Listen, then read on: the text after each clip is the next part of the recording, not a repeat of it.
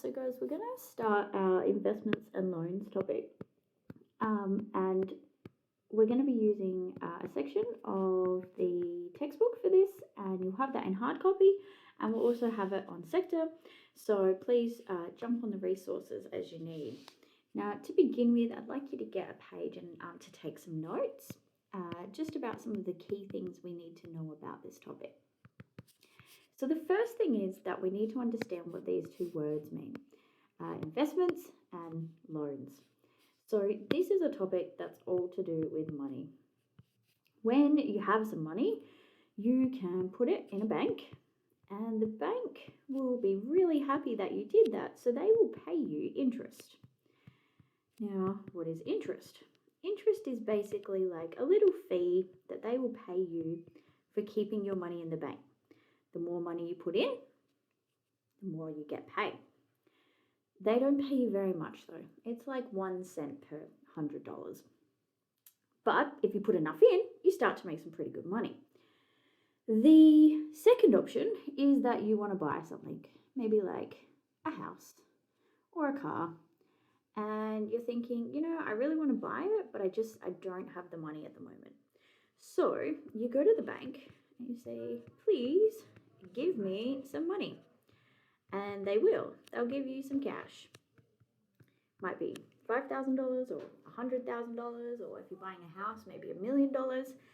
And they will not just give this to you because they're nice. They will then charge a fee. And they will charge a pretty significant fee. They will charge thousands of dollars because they make money this way.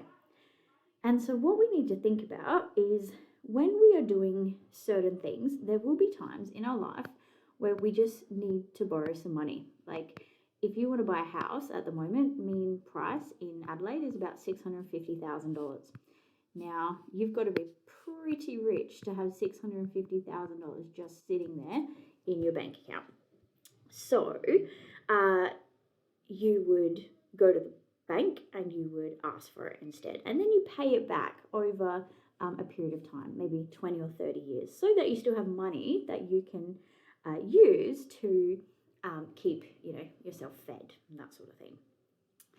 Now, banks we hear about, we see them on commercials and stuff like that. They're the main sort of thing that we get money from. And so you might know some banks, maybe like ANZ, Commonwealth. Maybe you have a banking account with one of these. What is it? NAB. You might have, there's a whole bunch of different ones.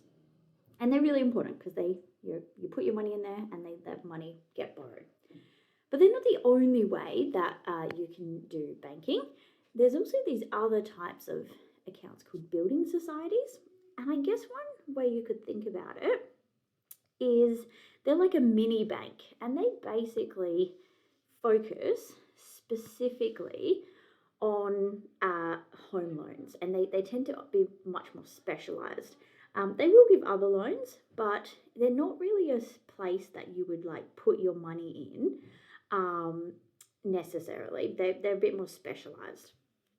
Another one is a credit union. And this one, so I'm part of a credit union. It's like a mini bank again, but because it's owned by members, you get better prices basically. Another thing is investment companies, and these are people who basically their job is to help you make money. So you give them money and they find ways to make it grow. And we're going to talk about how that happens in this topic. Now, please ignore activity 1. We're not going to be doing that today. What we are going to do is start looking at this concept of interest.